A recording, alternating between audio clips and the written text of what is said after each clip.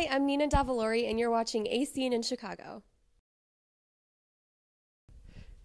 Hey guys, we're here at Macys with none other than Miss America, Miss Nina Davuluri.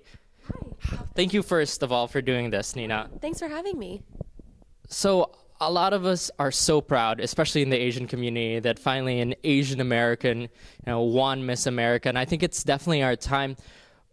How was it like, or how did you get into the process of being Miss America? Well, essentially, I will always say that I've been preparing for it my entire life. You just can't simply walk into a role like this without that experience. But I started competing for scholarship money. I found myself in a place where I knew I had to pay for a portion of my education. So I started competing in the Miss America organization. And through this organization, I've won a little over $92,000 in scholarship money. I was fortunate enough to graduate debt-free from the University of Michigan, and I have about $62,000 left to put towards my graduate degree, and I'll be getting my MBA after this year. Amazing. And how's the process like?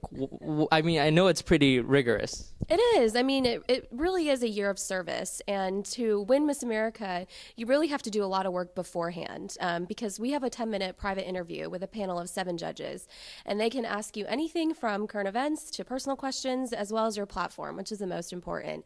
And mine, of course, is diversity and cultural competency. And that's something I've been working very closely with for the past 3-4 years now. And it's been such an honor to be able to have a megaphone this year as Miss America to promote that cause. So can you tell us a little bit more about your platform for diversity through cultural competence for the people who do not know more about what your platform is? Right, absolutely. So I grew up with a lot of stereotypes and misconceptions about my culture. Originally, I was born in Syracuse. My family moved to Oklahoma when I was 4 and Michigan when I was 10.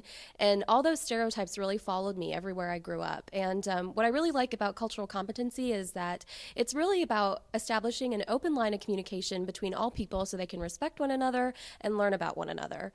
And so this year I've really been able to launch my social media campaign called Circles of Unity, and I've asked everyone to tweet me their thoughts, videos, or pictures about what they think it means to be culturally aware, and hashtag Circles of Unity. So hoping that creates a positive, enlightening discussion via social media.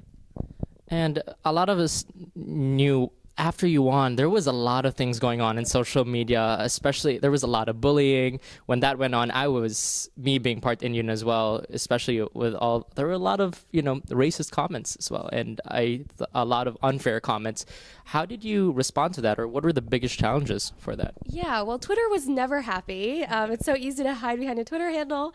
That being said, you should follow me at Nina Davuluri to keep updated. But I will honestly say that for every one negative comment, tweet, or post, I received hundreds, if not, thousands of words of positive encouragement and wonderful responses from younger generations, from our generation, really correcting these stereotypes and images. And I was able to address this on national news networks, travel across the country I've been to roughly 25 different colleges, universities, high schools, middle schools to talk about this. And it's been a wonderful, wonderful tool.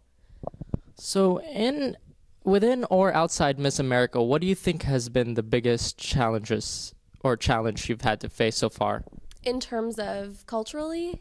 Culturally or in general? Well, I will definitely say my parents are both originally from India, and I think growing up in America, trying to find a healthy balance between the two cultures was so difficult for me, and it's still a journey in my household. And what I've really learned is that assimilation has to really happen from both sides, and you can't raise your children in America expecting them to be 100% Indian, Chinese, whatever your heritage may be, but you can absolutely find the best of both worlds. Great. And our last question, if for any advice you can give a lot of aspiring young Asian Americans who want to follow in your footsteps or just be leaders in their community, what's the best advice you would give them? Be yourself. And I know that is so much easier said than done, but don't try to be me, don't try to emulate someone. Obviously we have role models, but to definitely know who you are, love who you are, and stand up for who you are. Awesome. Well, there you have it, guys. Follow Nina at Nina Davuluri, hashtag Circles of Unity.